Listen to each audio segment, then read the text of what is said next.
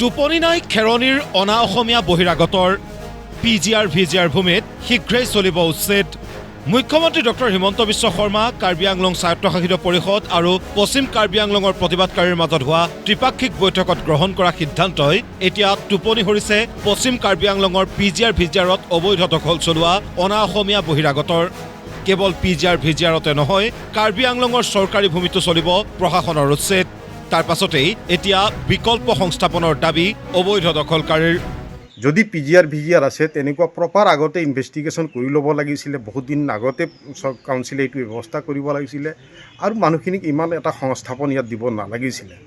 আজি আপুনি দেখিছে আমাৰ যিখিনি ইয়াত মানুহখিনি আছে, এটা ধৰক খেতি বাৰী কৰি থকা মানুহ, তেওঁলোকে গোটেই ইয়াতে তেওঁলোকৰ যিখিনি উপাৰ্জনৰ এটা স্থল আছে ইয়াতে কৰি আছে। আজি মানুহবিলাকক কোনো ছেটেল নকৰাকৈ, এই বৃহৎ মানুহ এটা ছেটেল ক'তবা নকৰাকৈ এটা ইভেকশ্যন কৰি দিয়াটো এইটো যুক্তিসংগত নহয়। গতিকে কাউন্সিলে ইয়াৰ ওপৰত বিশেষ অলপ ব্যৱস্থা কৰিব লাগিছিলে। এইখিনি মানুহ এটলিষ্ট ক'তবা ছেটেল কৰাৰ পিছত তেওঁলোকে যদি এইবিলাক কথাবিলাক ক'লেহেঁতেন নিশ্চয়ভাৱে এটা গ্ৰহণযোগ্য আছিলে। আমাৰ দেউতাও ইয়াতেই ঢুকাইছিল, আমিও ইয়াতেই মৰিম। আমাৰ দেউতা ইয়াতে মৰিলে, আমি ইয়াতে মৰিম। আমি ক'ত যাম? বিহাৰত আৰু ইউপিত আমাৰ একো নাই। আমি ইয়াতে যি বনালোঁ, যি আমি ধান্দা কৰি, বিজনেছ কৰি, চাকৰি কৰি, বহুজন চাকৰি কৰা মানুহ চব পূৰা ডাঙৰ মানে কথাটো আছে। মই চৰকাৰৰ পৰা কম, ইয়াৰ আমাৰ পিজিআৰ এৰিয়াত নিয়াৰ এবাউট 500 to 700 ল'ৰা এইটো ফৌজত আছে আৰু তাৰ যি ভেৰিফিকেশ্যন হয়, সেই ভেৰিফিকেশ্যনটো কি হয়, ইয়াতে আইডেণ্টিফাই এড্ৰেছটো ভেৰিফিকেশ্যন হয়। মই চৰকাৰ পৰা একটা বিচাৰি আছোঁ, সেইটো কিবা কেজুৱেলিটি হ'লে তাৰ ডেড বডিটো ক'ত যাব? পাৰ্মানেণ্ট এড্ৰেছ ইয়াতে, সেইটো ক'ত যাব? খেৰণিত উচ্ছেদ হ'বই বুলি আশ্বাস বিধায়ক ৰূপ সিং তেৰণৰ।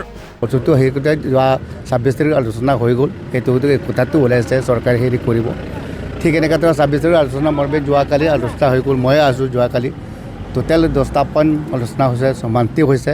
চৰকাৰ, কাৰ্বি আংলং অট'নমাছ কাউন্সিল আৰু আন্দোলনকাৰীত বুলি ক'ব লাগিব। একেসকলে চুক্তি কৰিছে, চুক্তি মানে আলোচনা কৰি আখৰে আখৰে সিহঁতে মান্তি লৈছে। এতিয়া ৰূপায়ণ কৰিবলৈহে বাকী আৰু। আজিৰ পৰা যি উচ্ছেদ অভিযানৰ জাননী প্ৰেৰণ কৰা হ'বনে? যোৱাকালি যিটো আলোচনা সেইটো কৰিব। আজিৰ পৰা সাজু হৈছে। ইফালে কাৰ্বি ভূমিত শান্তি ঘূৰি আহিছে বুলি মন্তব্য মুখ্যমন্ত্ৰী ডক্টৰ হিমন্ত বিশ্ব শৰ্মাৰ। এতিয়া পৰিৱেশ শান্ত হৈছে। মই সকলো পক্ষৰ লগত আলোচনা কৰি আছোঁ আৰু মোৰ লগত আলোচনাৰ পিছতে সকলোৱে মানিয়ে লৈছে। মই ভাবোঁ যে এই বিষয়টো আমি সকলো পক্ষৰে সন্তুষ্টি হোৱাকৈ সমাধান কৰিব পাৰিম। এতিয়া পশ্চিম কাৰ্বি আংলঙৰ পিজিআৰ ভিজিআৰ ভূমিত উচ্ছেদ প্ৰক্ৰিয়া কেতিয়াৰ পৰা আৰম্ভ হয় সেয়াহে হ'ব লক্ষণীয়। কনক দেউৰী আৰু কৃষ্ণ সূত্ৰধৰৰ সহযোগত নিউজ ডেস্ক, প্ৰতিদিন টাইম।